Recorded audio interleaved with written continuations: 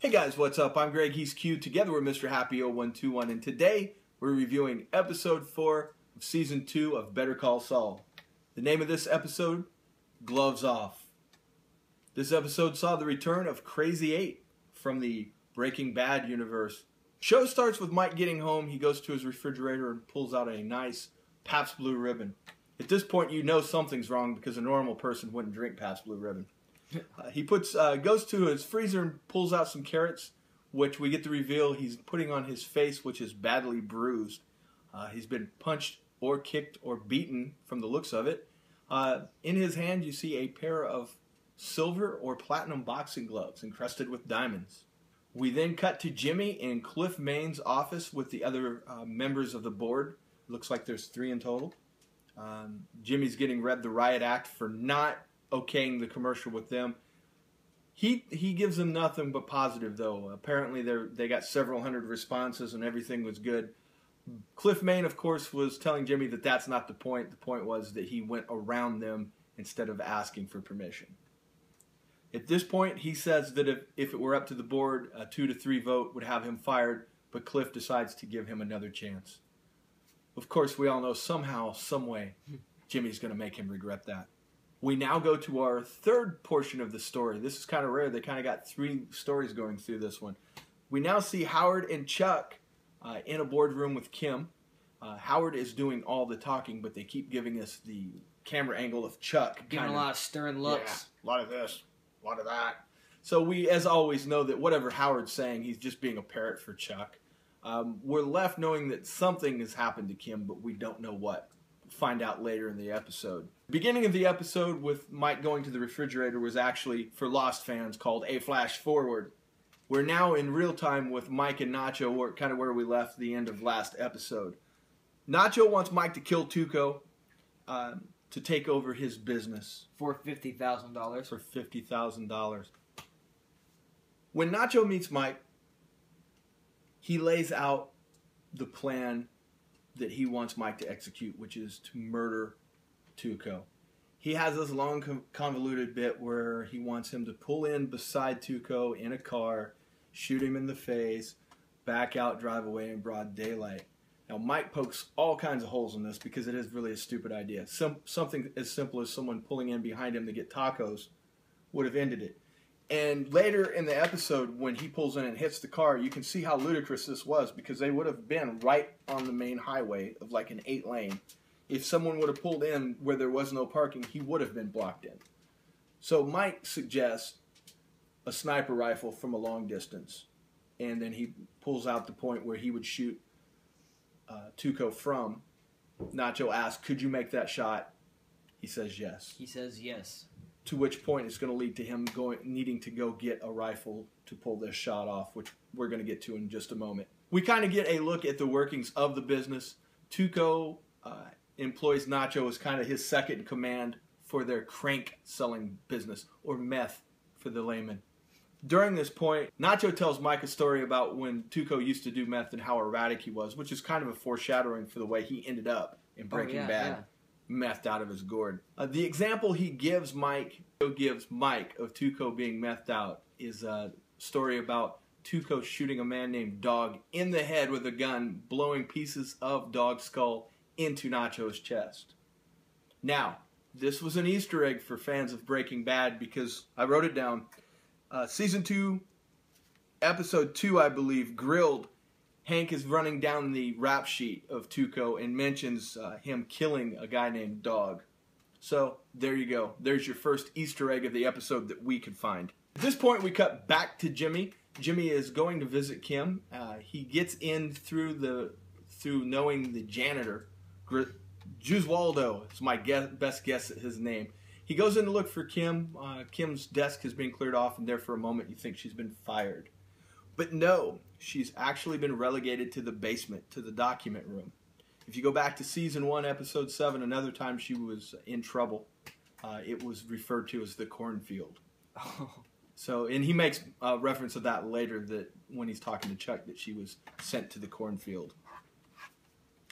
And for those of you that don't know, that is a reference to an old Twilight Zone episode where a little girl, when she would get mad at people, she had the power to do anything. She was like God. She would blink them into a cornfield where they would meet a horrible fate. That's awesome. Twilight Zone reference. Boom. We're now with Mike as he goes to see Lawson. For those of you that enjoy Supernatural, Lawson is also Bobby on Supernatural. The same man that sold Walter White a 38 snub in Season 4, Episode 2 of Breaking Bad, entitled 38 Snub. And if you go back and watch that episode again, Lawson mentions that Walter White was introduced to him by some lawyer. So at some point down the line, Lawson and Saul are going to become associates of some sort. Mike goes through 3 different sniper rifles. As Mike is looking through the 3 rifles that he's going to use, he has a change of heart. He offers to pay Lawson for his time, tells him thank you, but no thank you, I won't be taking a gun today. It was somewhere about this point, having seen the beginning of the show, I pretty much figured out what was going to happen, because Mike's a smart dude. You knew that he was going to get rid of Tuco somehow. We then go to Jimmy banging on Chuck's door. Actually, he pulls up, puts his crap in the mailbox, and then bangs on Chuck's door. But, I digress. Chuck is not answering, so Jimmy resorts to using the keys. He goes in, lights a lantern, finds Chuck curled up on the couch in a bad way, covered in tinfoil blankets or whatever the hell he has going on. It kind of serves Chuck right. He spent too much time outside at the law offices harassing Kim earlier in the day. This, though, shows that Jimmy is still a good person, still has a soul. Instead of doing what I would do, which is ripping off Chuck's blankets and running out into the night laughing hysterically, he stays and makes sure that his brother is all right, even making him a cup of tea the next morning. But once he gets that cup of tea made, all bets are off. He tries to get Chuck at this point to admit that it was he that was harassing Kim and that it was he that was trying to extort Jimmy into quitting. Chuck would not admit to this. Chuck wasn't having any part of it. But Chuck got as close as you can get to admitting it. He basically admitted it without admitting it. At this point, Jimmy chose his words very carefully in offering to stop practicing law. To the point, he said something like, "You would never hear from Jimmy McGill again," which of course we know at some point does come to pass. We now go back to Nacho and Mike talking about why Mike is not going to kill Tuco. At this point, and it's a good point, Mike explains to Nacho that a dead Tuco will bring in the Salamanca family from Mexico. This was kind of hinted at previously during Breaking Bad when someone had made a reference about getting rid of Tuco and what the repercussions would be. Taking out Tuco in that fashion, killing him instead of getting him off the board, would bring in a replacement, which would not be good for Nacho. So at this point, Mike lays out his plan to get rid of Tuco. Nacho agrees. We then cut to the Mexican restaurant where Nacho and Tuco are accepting money from numerous people for the drug dealing. At the point that we jump in, we see them accepting money from Crazy 8.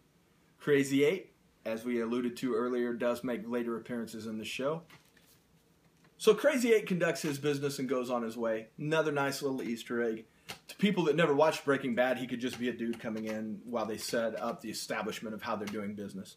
After they conduct business with Crazy 8, they're staring out the window waiting for the next person to come in to do business with them. At which point, Tuco sees Mike tap the front bumper of his car and then get out and come into the Mexican restaurant, act like nothing has happened. Now, right here, a normal person could have defused this if it was a legit accident. He pushed Tuco's buttons very specifically to build Tuco into this form of anger. If he would have come in and been a real person and been very apologetic and said, "I hit somebody's car," I really think that Tuco would have just let it go and not even wanted money.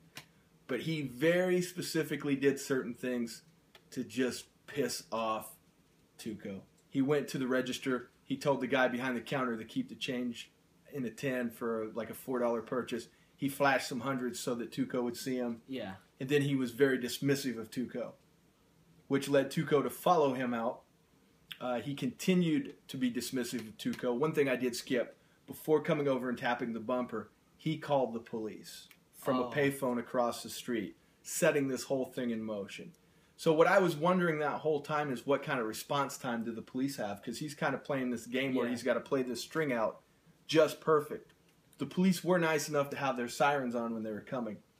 So he gets to the point where he finally incites Tuco to physically harm him.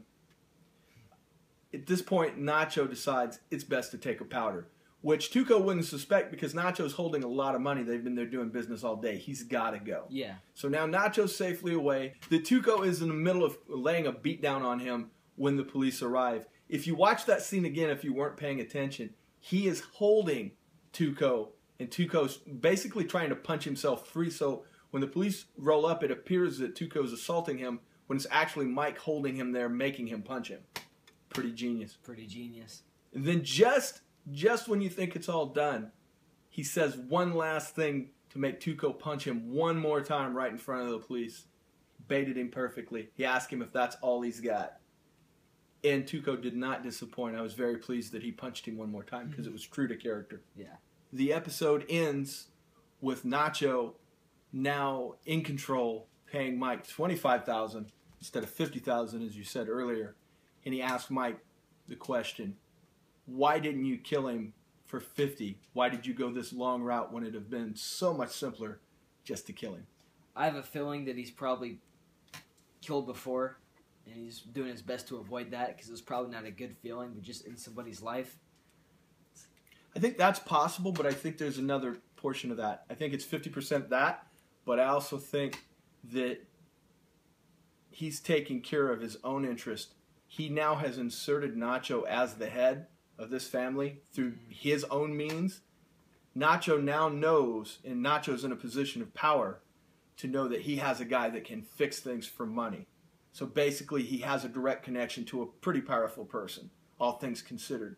Whereas if he would have killed Tuco, he may have gotten the $50,000, but Nacho would have met an end, and his continued employment, he wouldn't have had anyone to work with. I think even though you could say that maybe Mike was doing it not to kill somebody, I think Mike was doing it for his long-run best interest, personally. Personally.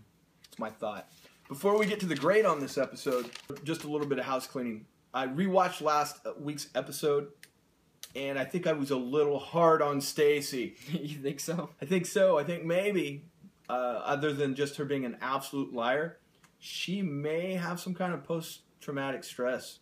I think she may be just a little crazy, as opposed to just an out-and-out liar. It's possible that she does believe that she heard gunshots. I was really convinced last week on the first viewing that she was just a complete liar setting up Mike. Being manipulative. I think there may be more to it. I think that she may have a screw loose. Okay. Now that we've got that out of the way. For this week's episode, as soon as that episode finished just now, I told you my personal opinion. I thought it was the best episode this season, in my opinion. I thought so too. There was a lot of action. It was really entertaining. It's kind of what we expected 2 episodes ago when I told you I thought it was the worst episode I'd ever of the series. They had to start at the bottom to build the base to go up, and now you're seeing the results of things starting to go up, and it looks like they're only going to go up more next week. I give this episode an A. An A. I'd give it an A too. Anything else to add on that, sir? One brief thought. You go back to episode 2, where we said that they were building a base for things to come. I rewatched that episode again recently too, and I really feel that there was a point in that episode between Jimmy and Kim where you saw them go as far as they were ever going to go. The next morning after they spent the night in the hotel room, they were talking about getting a home together and what kind of barbecue they would have. And ever since then, their relationship has done nothing but go on the decline. I think that maybe that was the highest point their relationship will ever reach. So there, a happy note to leave you on. That's what we got. You were very quiet today. I was. I don't know. We'll make him speak. Maybe I'll let him do the synopsis at some point. Because you guys have no clue how hard I struggle with the words Nacho and Tuco. Nacho and Tuco is a struggle for me for some reason. I keep trying to intersperse them. Maybe I'll let him do that next week. Of course, Tuco won't be there next week. He'll be in prison, so it'll just be Nacho. That's all we got this week. Thanks for watching. We will see you next week. Stay vigilant.